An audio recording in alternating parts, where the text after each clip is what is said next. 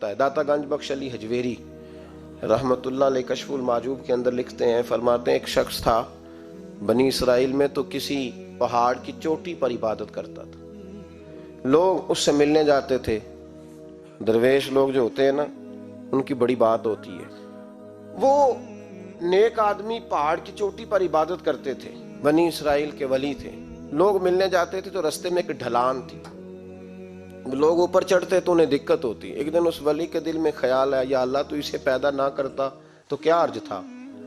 رب کریم نے اس وقت کے نبی پیغمبر علیہ السلام کو وحی فرمائی کہ جب وہ آپ کے پاس آئے نا تو اسے کہہ دینا تو میری تخلیق پہ اعتراض کرتا ہے، اسے کہہ دینا کہ میں نے اس کا نام ولیوں کی صف سے کاٹ کر نافرمانوں کی صف میں لکھ دیا ہے۔ میری تخلیق پہ اعتراض کرتا ہے، میں نے جو بنایا حق اور سچی بنایا ہے۔ وہ ملاقات ہوئی تو نبی علیہ السلام نے فرمایا، بھئی رب فرماتا ہے تیرا نام کاٹ دیا ہے ولیوں کی صف سے اور نافرمانوں کی صف میں لکھا ہے۔ بندہ سجدے میں گر گیا،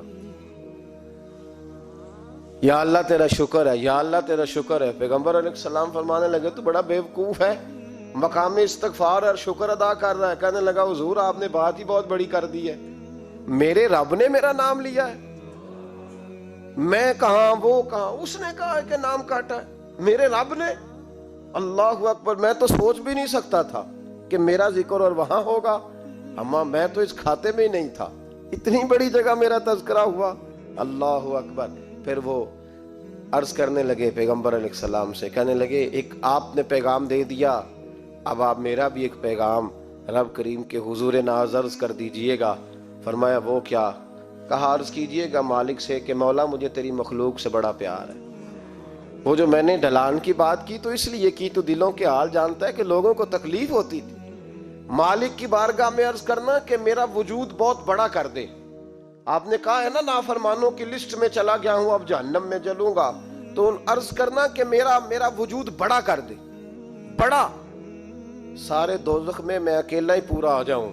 میرا نہیں دل کرتا اللہ کا کوئی اور بندہ جہنم میں جلے، مجھے اس کی مخلوق سے بڑا پیار ہے۔ جب یہ لفظ کہے تو پیغمبر وہیں کھڑے تھے، اللہ نے وہی فرمائی، اس سے کہو تو میری مخلوق سے پیار کرتا ہے تو میں تجھ سے پیار نہ کروں؟ اسے کہو تیرا گناہ بھی بخش دیا، تجھے دوبارہ ولی بھی بنا لیا، بغیر حساب جنت بھی دی، اور قیامت میں جس چیز کی تو سفارش کرے گا میں اسے بھی جنت عطا کرتا چلا جاؤں۔ شرط یہ ہے کہ تو اللہ کے بندوں سے پیار کرے۔ خدا کے بندے تو ہیں ہزاروں، بنوں میں پھرتے ہیں مارے مارے، میں اس کا بندہ بنوں گا جس کو خدا کے بندوں سے پیار ہو، میں اس کا بندہ بنوں گا جس کو خدا کے بندوں سے پیار ہوگا۔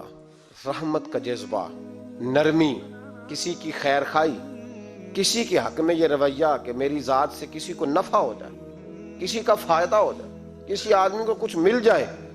مولا رومی ایک بڑی عجیب بات لکھ گئے مثنوی میں، فرمانے لگے بادشاہ بننا چاہتے ہو، مخلوق کے رہنما، مقتدا، لیڈر، سربراہ بننا چاہتے ہو؟